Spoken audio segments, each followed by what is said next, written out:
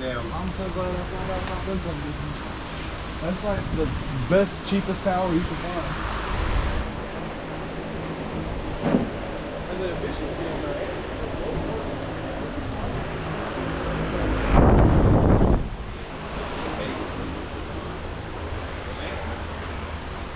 There's like this much space between the carpet. There's amp and then there's seats back there. Especially being the both of my amps are Class AB. Not very good. So I want to get what I got all the tails on the bottom plate. Get the spaces in between whatever you're fucking putting it in.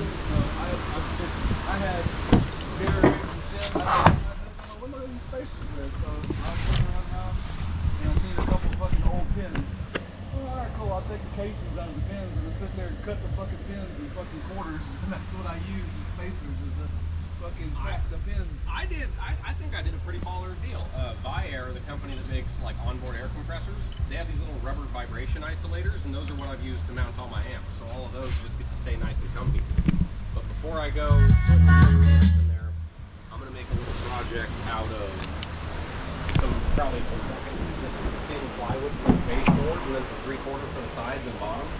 And I'm gonna make a little amp box with some pusher and puller fans that have filters on them. Because it just runs stuff. I like to drive everything.